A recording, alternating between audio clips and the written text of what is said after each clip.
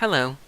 I'd like to teach you a little bit about the LGBT magazine archive and how to use it as an effective research tool.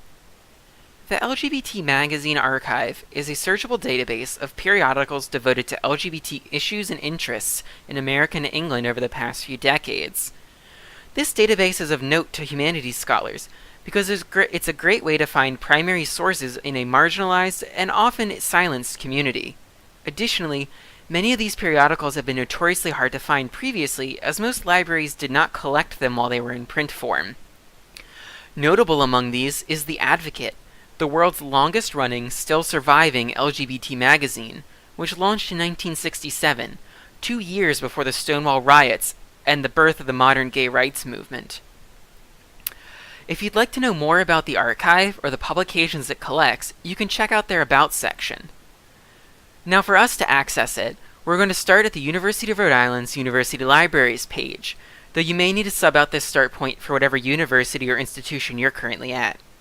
From here, we'll access articles and databases, we'll limit our subject down to gender and women's studies, and in the Best Bet section, we found our archive. Launching it will take you directly to the search page, so we're ready to start searching. Let's say I want to find an interview with the drag queen Divine. We'll enter Divine as our first search term, but because that's too broad, we're going to add the Boolean operator and here I've added the word filth, truncated so that it will also include filthy and filthiest, because one of Divine's calling cards was being the filthiest person alive.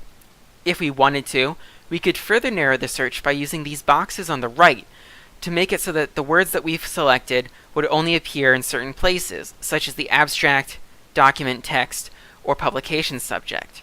But since we're just doing an initial search, we'll let those words exist anywhere in the results. Now, since I've said that I wanted an interview that talks to Divine, we're going to go ahead and limit our publication date to before 1980, as Divine passed in the 80s, so anything after that isn't going to include her. If we wanted to, we could further limit our search by author, publication title or subject, or we could limit it by document type, such as articles, comic strips, fashion shoots, features such as comic strips or illustrations and graphs, or place of publication, so that we could focus on either a more European or American view. But since we're only going to do these couple of limiters, we'll run our first search.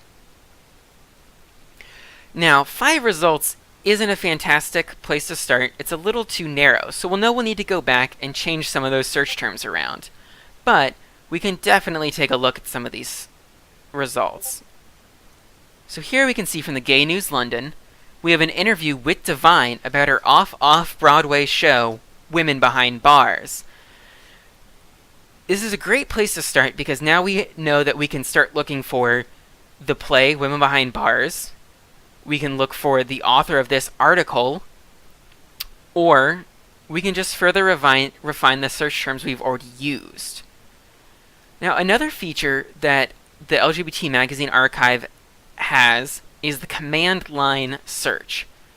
Now, launching command line opens up a text box.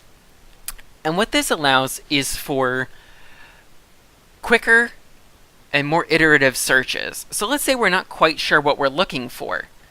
We can add a whole bunch of searches in here at once, each separated by a press of the Enter key.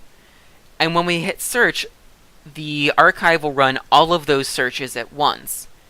So for this example, I've selected a limiter of author, house, and in the abstract the word Divine, because I know this will lead back to the article we just looked at. And now I'm also going to run a search for the publication, The Advocate, and the words John Waters. So we'll run the search, and it's going to display the last search in the command line that we entered. But if we head over to recent searches, we can see that it searched for both publication The Advocate and John Waters and author House and A.B. Divine.